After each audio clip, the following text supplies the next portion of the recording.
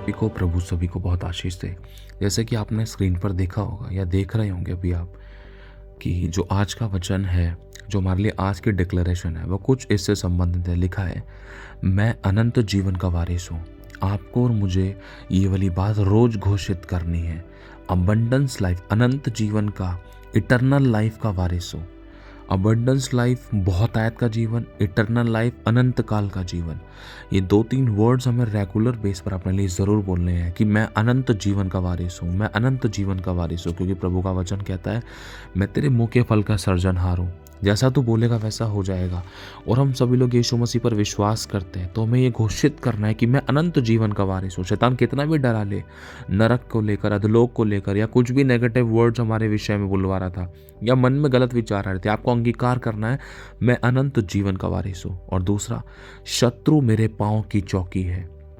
शत्रु मेरे पाँव की चौकी है। ये वाला वर्ड भी आपको रोज बोलना है अपनी प्रार्थना में, या जब भी आप सुबह उठते हो, कि शत्रु मेरे पाँव की चौकी है।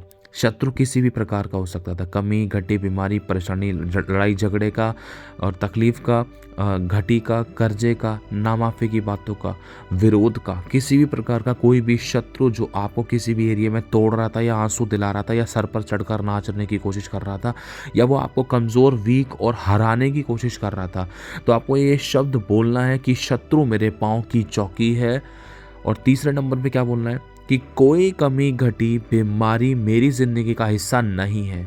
जब भी आप सुबह उठते हो, अपनी लाइफ पर इस बात को घोषित करो कि कोई भी कमी, चाहे धन की है, चाहे इज्जत मान सम्मान की है, चाहे प्यार प्रेम की है, चाहे किसी भी प्रकार की है, और कोई भी घटी, चाहे धन की है, चाहे चंगाई की है, चाहे इज्जत मान सम्मान की है, और कोई भी बीमारी, किसी भी प्रकार की बीमारी मेरी जिंदगी का हिस्सा नहीं है।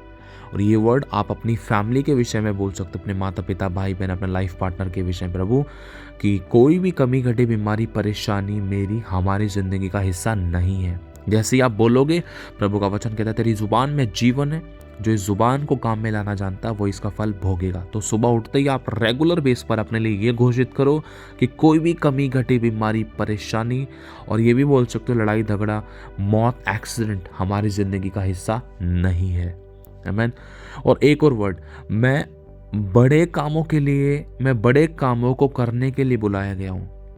लोग मुझे तुच्छ समझ रहे थे, नकारा समझ रहे थे, बेकार समझ रहे थे, दूध में से मक्खी के सामान निकाल कर फेंक रहे थे, मुझे लोग किसी काम का नहीं समझते। लेकिन आपको अपने लिए बोलना है, मैं खुदावंद के बड़े कामों को करने के लिए बुलाया गया हूँ। चाहे आपको बॉस निकाल रहा है, चाहे आपको आपकी सास नहीं समझ रही, ससुर नहीं समझ रहा, पड़ोसी अड़ोसी, दोस्त मित्र, विश्वासी, अन्य जाति, कोई नहीं समझ रहा, लेकिन आपको बोलना होगा अपने लिए कि मैं बड़े कामों के लिए बुलाया गया हूँ।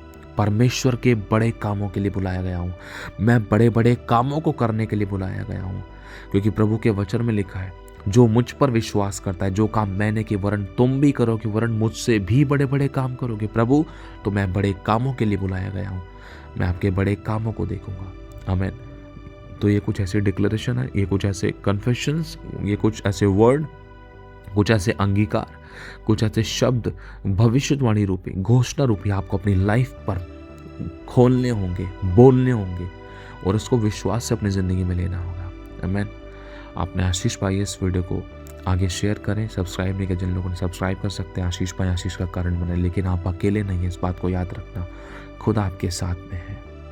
आप अपने आप को कैसे भी देख रहे हो, खुदा आपको एक अभिषिक्त के रूप में, एक सामर्थ्य अभिषिक्त के रूप में देखता है। God bless you so much. खुदा आपको बहुत आशीष। आप सभी को जय मसीह की।